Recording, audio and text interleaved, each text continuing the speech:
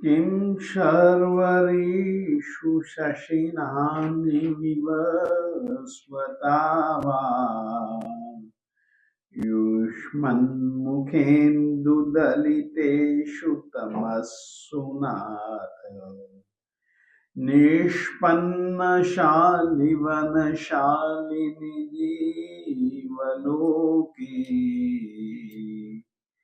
कार्यं कियज्जलधरैर्जलभारनं वही।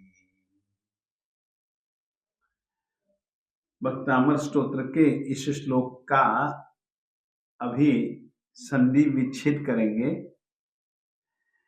याद रखिए, संधि विच्छेद के बिना भी हम लोग सही ढंग से अर्थ नहीं कर सकते। कारण यह है कि संधि के अंतर्गत शब्दों की स्थिति ही बदल जाती है। स्वर के बाद यदि कोई स्वर आता है तो भी परिवर्तन हो जाता है। स्वर के बाद कोई व्यंजन आता है या व्यंजन के बाद में कई कई स्वर आते हैं, तो उनके बीच में व्याकरण के नियम के अनुसार शब्दों में आपस में संधि का मतलब होता है दो अलग अलग वर्णों के बीच में जो जोड़ान के बाद में जो स्वरूप आता है, उस जुड़े हुए रूप का नाम है संधि। जिस तरीके से यह जो श्लोक मैंने बोला, इसमें देखिएगा, इसमें संधि नहीं है, इसमें संधि नहीं है, मगर शशि नहन्नी, इसमें संधि जरूर है। शशिना और अहन्नी, स्वर के बाद न में आस्वर है और अहन्नी में अस्वर है। आ और अ मिलकर के आ ही बन जाते हैं, परंतु इसके बीच में कि यहां पर अहन्नी का अ समझ लेना शशिना में, तो इसलिए यह एक अवग्रह चिन्ह का प्रयोग किया गया और दोनों स्वर जुड़ गए। इस कारण से शशिना अहन्नी नहीं बोला जाता, शशि नहन्नी। तो ये जो शशि नहन्नी, यह जो आया, इसका कोई अलग से उच्चारण नहीं है, संधि हो चुकी है। ये अहन्नी का अ शशिना के आ में मिल जाने के कारण से शशि नहन्नी। शब्द दो हैं, परंतु लिखावट में एक ही बनेगा, शशि नहन्नी। एक तो इस पद में संधि हुई है, विवस्वतामा, इसमें कहीं कोई संधि नहीं है। उसके बाद में युष्मन मुखेन्दु, युष्मद मुखेन्दु, सचमुच में पहले जो स्वरूप था वो युष्मद मुखेन्दु था, परंतु एक नियम है कि हलंत तृतीय वर्ग के पर में यदि कोई पंचम वर्ण आता है तो तृतीय वर्ण को पंचम वर्ण कर दिया जाता है। तो युष्मद मुखेन्दु, द है वो वर्ग का तृतीय वर्ण है,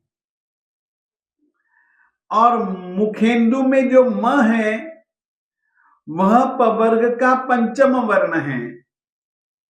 तो पंचम वर्ण के पर में होने पर, यानी कि मुखेन्दु इस समय पर में है और पूर्व में जो तृतीय वर्ण है द, उस द को आप पंचम वर्ण कर देंगे, इसीलिए रूप बन गया। देखिए, यह तृतीय वर्ण है, मुखेन्दु में म जो है वह पंचम वर्ण है, इसके कारण से इस द का पंचम वर्ण हो गया। तो तवर्ग का होने के कारण से युष्मन मुखेन्दु, यह एक स्वरूप बन गया युष्मन मुखेन्दु। अब ये क्या हुआ, व्यंजन से पर में व्यंजन आया तो यह संधि हो गई, युष्मन मुखेंदु। अब मुखेंदु है, आपको एक शब्द प्रतीत होगा, परंतु एक शब्द यह तभी प्रतीत हो रहा है जबकि इसके बीच में संधि हुई है तो ये दो शब्द मुख और इंदु। अ के बाद में, अवर्ण के बाद में यदि इवर्ण आता है तो अवर्ण और इवर्ण जुड़ करके मुखेंदु ए बन जाता है। इस नियम के अनुसार युष्मन मुखेंदु। दलितेशु में कोई संधि नहीं है, तमस्सु में कोई संधि नहीं है, नाथ में कोई संधि नहीं है। और ये जो तीसरा जो है ना, ये तीसरी पद, तो ये तो समासांत है। निष्पन्न, शाली, वनशालिनी, ये एक समासांत पद है। जीवलोके भी एक समासांत पद है। कार्यम, यह भी एक स्वतंत्र पद है। कियद जलधरहि, अब कियद जलधरहि, कियद जो है वो तवर्ग का है, त थ द, ये देखिए कियद, कियद ये तवर्ग का तृतीय वर्ण है। और जलधरहि जो है, ज जो है वह है चवर्ग का तृतीय वर्ण। तो इसके कारण से तवर्ग में अंतर आ गया। तवर्ग को भी, तवर्ग के तीसरे वर्ण को चवर्ग के तीसरे वर्ण के पर में होने पर इस द को ज हो गया। तो कियद जलधरैर जलभार नम्रहि, मूलभूत शब्द है जलधरहि, जल भार नम्रहि, जलधरहि, जलधरहि में ये विसर्ग है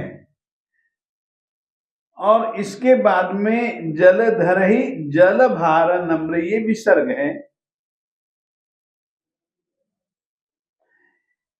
इस विसर्ग को घोषवान वर्ण के पर में होने पर रकार हो जाएगा। तो जब इस विसर्ग का रकार हो गया तो वाक्य बन गया कि यह जलधरैर जलभार नम्र। तो इस ढंग से इसमें संधि विच्छेद हुआ है और संधि विच्छेद के बाद में अब अपन लोग अन्वय की ओर जुड़ेंगे, क्योंकि अर्थ करना है तो अन्वय अत्यंत आवश्यक है। और अन्वय की बात अपन लोग अब आगे करते हैं। बस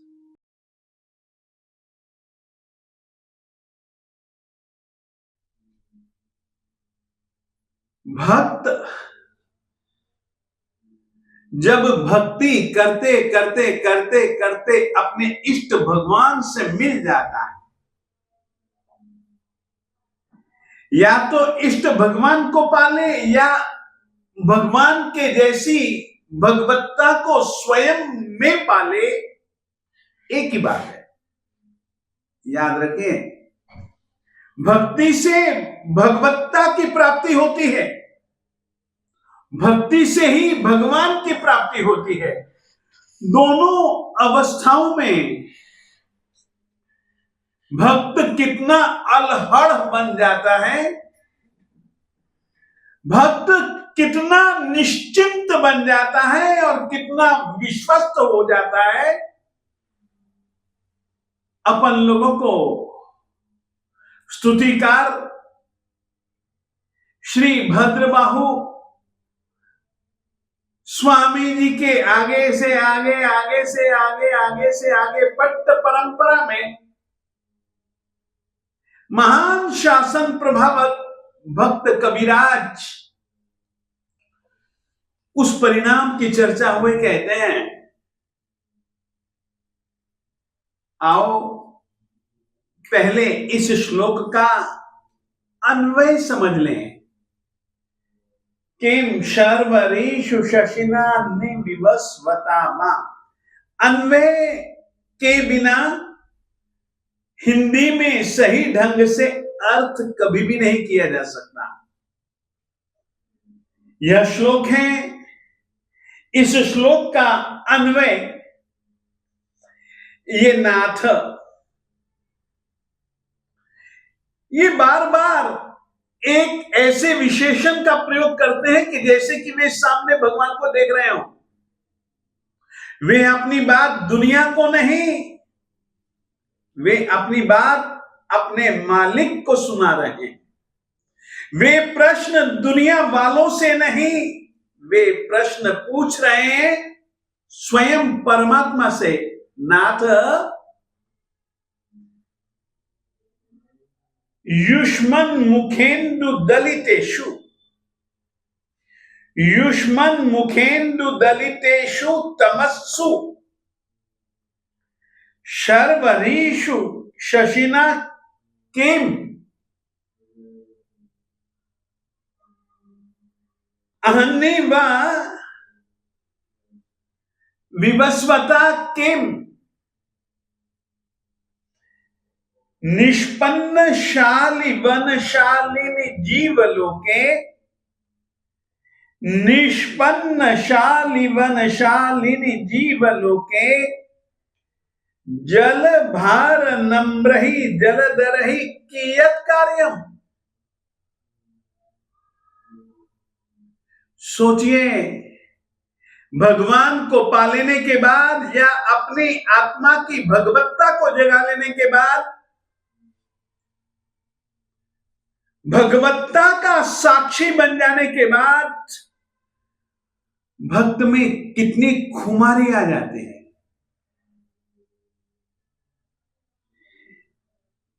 स्तुतिकार कहना चाहते हैं कि साहब आहा आहा आहा, 24 घंटे में 2 स्थितियां होती हैं, दिन की और रात की। माना रात को अंधेरा हो जाता है, परंतु चंदा आसमान में उगता है। चंदा अपनी दूधिया चांदनी बिखेरता है अपनी किरणों के रूप में, और इतनी सौम्य चांदनी, उस चांदनी का प्रकाश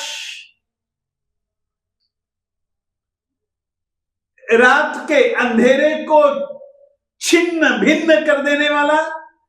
कवि कहता है, महाराज हे नाथ, युष्मन मुखेन्दु दलितेषु तमस्सु,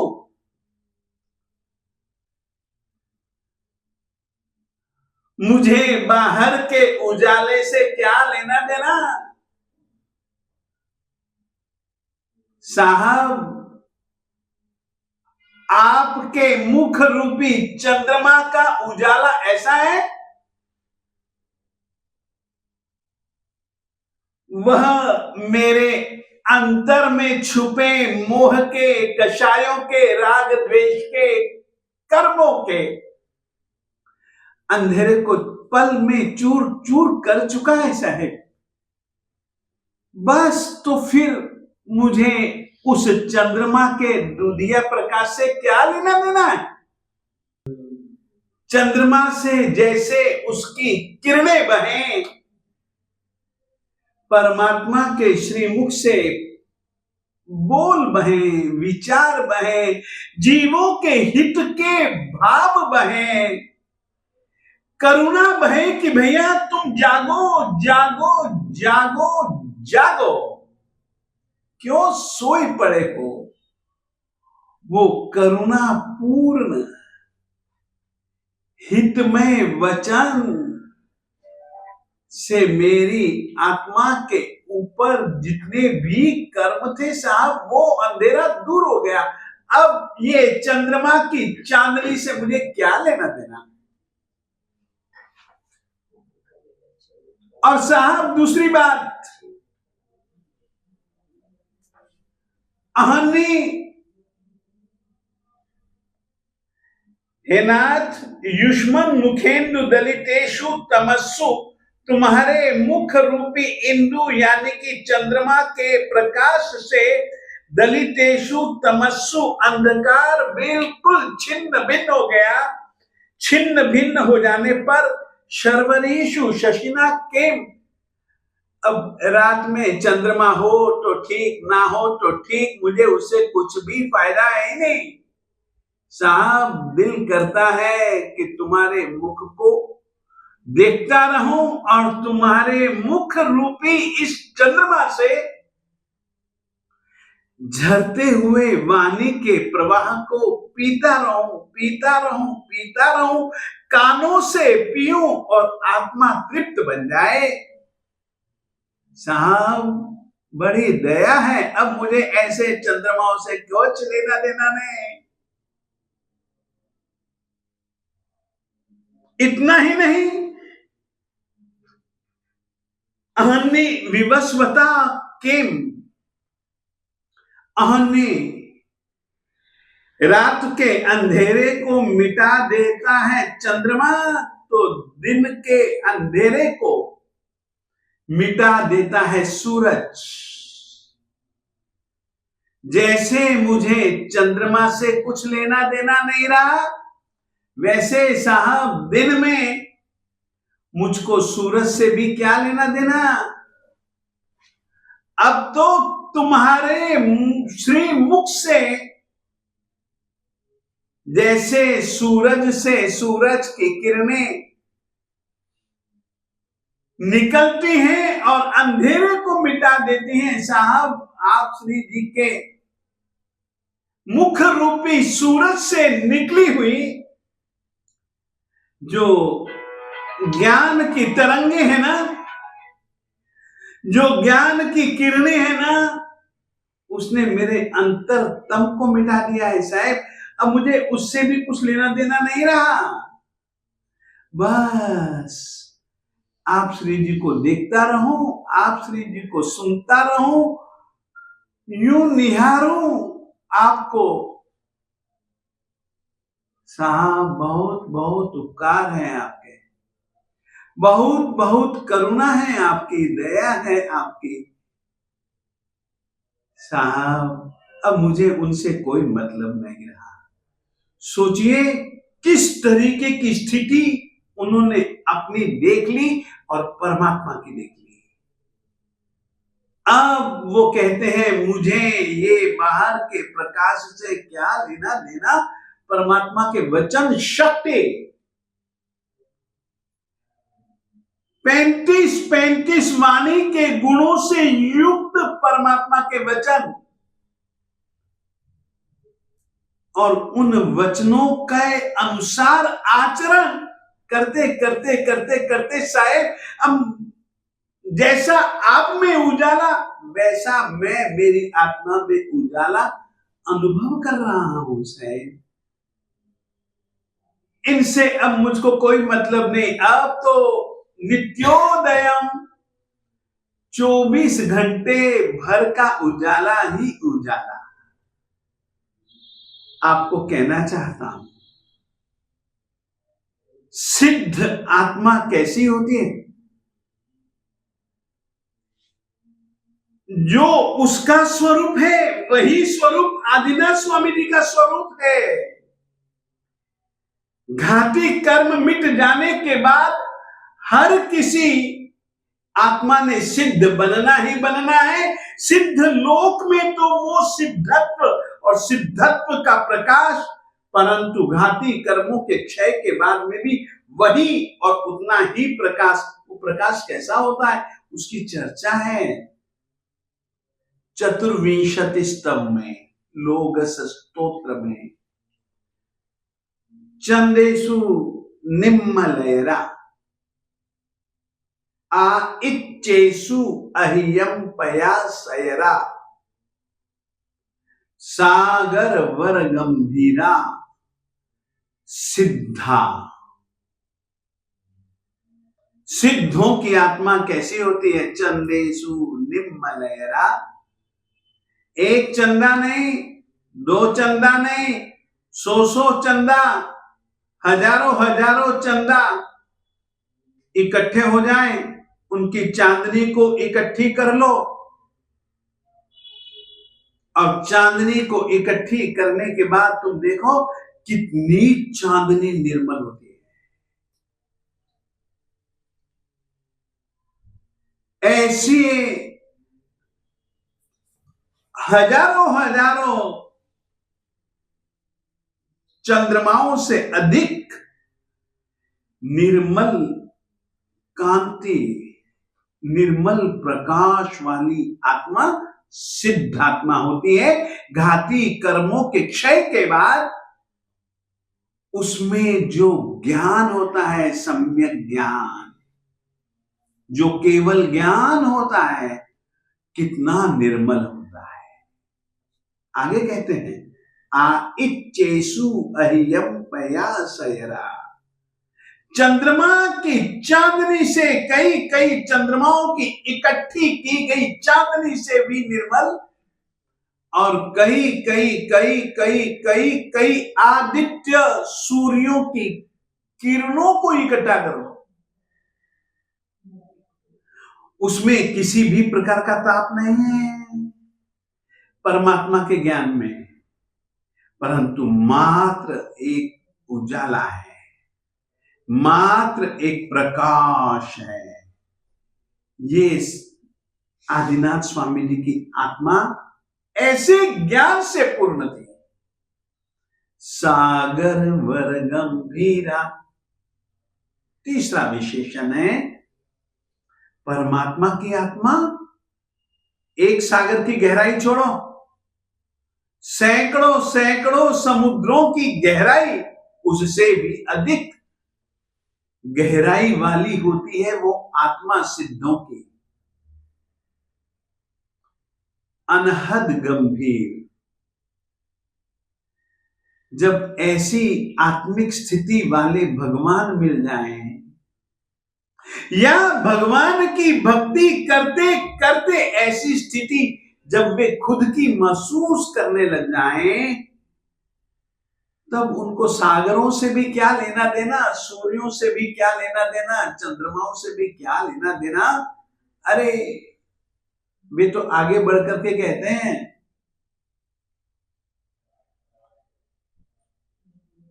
युष्मन मुखेंदु दलितेषु तमस्सु सर्वरीषु शशिना किम, हे नाथ, हे मालिक, तूने मुझको धर्म दिया, तूने ही मेरे में धर्म को टिकाया,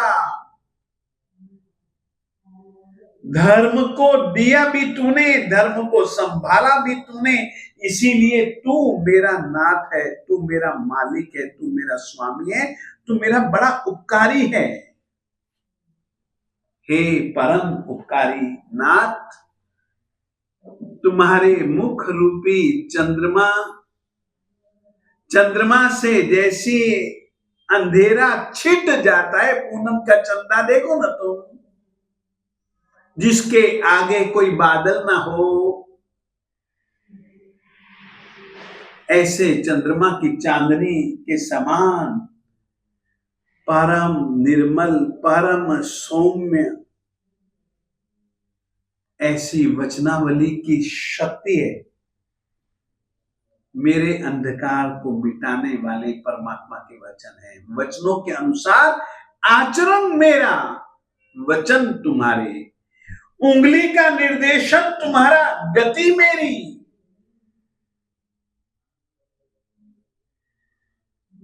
वो ये बात कहना चाहते हैं। ये स्थिति अपन भी पा सकते हैं। इस स्थिति की अनुभूति केवल स्तुतिकार मानतुंग सुरेश्वर जी महाराज साहब जी की ही नहीं, हमारी भी होनी चाहिए। ये भक्ति की परिणति है।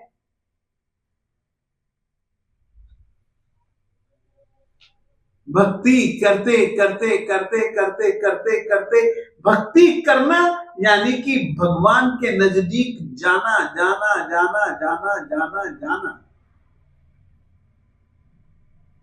जाते जाते उससे मिल जाना, उसमें मिल जाना। सागर से मिल जाने के बाद कोई नदी नदी नहीं रहती। सागर में मिल जाने के बाद नदी सागर बन जाती है, नदी को सागर अपना रूप दे देता है। सचमुच में जिनेंद्र परमात्मा एक ऐसा ही भगवत तत्व है जो उसमें वही भक्त में। पारस लोहे को सोना बना सकता है, लोहे को अपने जैसा पारस नहीं। भगवान वो तत्व है, भगवान वो शक्ति है। तुम यदि उसमें मिल जाओ या वो तुम में मिल जाए तो दोनों फिर कोई अंतर नहीं, वो पारस तो तुम भी पारस। ये एक ऐसी स्थिति, और इस स्थिति में वो अल्हड़ संत है जेल घर में, जंजीरों से जकड़ा हुआ है, और जंजीरें भी कोई छोटी मोटी नहीं, कोई उस तक पहुंच नहीं सकता। पहरेदार ताले, जंजीरों के साथ में ताले। भक्ति तालों को तोड़ देती है,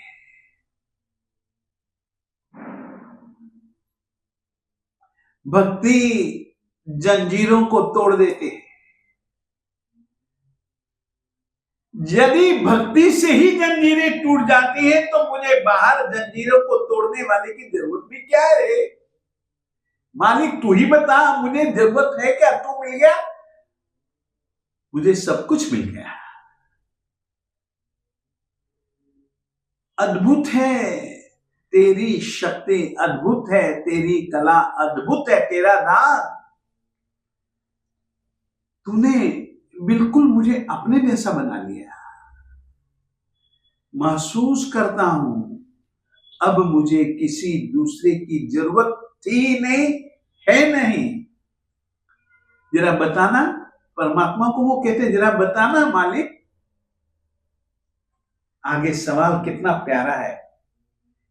निष्पन्न शालिवन शालिनी जीवलोके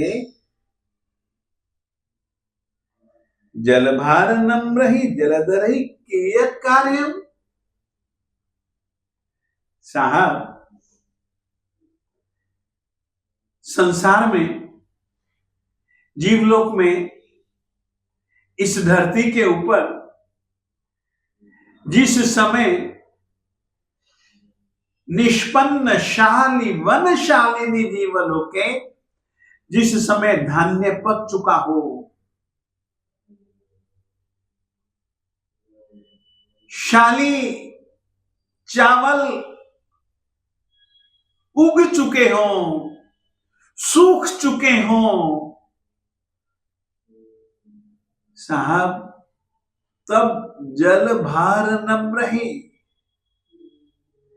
जल के भार से झुके हुए, जलधरहि बादलों से कियत कार्यम, क्या कार्य सिद्ध होगा? उल्टा काम बिगाड़ देंगे बादल बरस करके। नहीं जरूरत साहब, नहीं जरूरत, नहीं जरूरत, नहीं जरूरत। तुम क्या मिले साहब, अब दुनिया में ऐसी कोई चीज नहीं जिसकी मान तुंग सूरी को जरूरत हो। सचमुच में ऐसी स्थिति अपनी भी बना सकते हैं हम, परमात्मा की भक्ति में डूब जाने के बाद। भगवान को या भगवत्ता को, भगवान को पालो या अपनी सोई हुई भगवत्ता को जगा लो, तो भैया फिर दुनियावी किसी भी पदार्थ की जरूरत नहीं। एक इस तरीके की मस्ती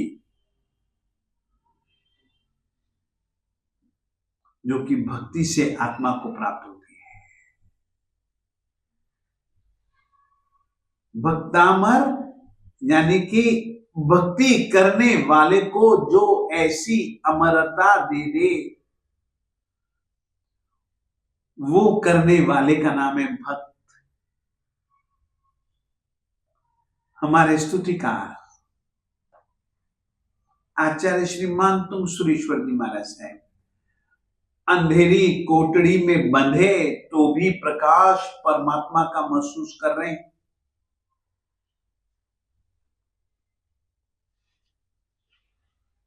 अद्भुत है यह श्लोक। भक्ति की परिणति, भक्ति का परिपाक भगवत्ता, भगवान से मिलन।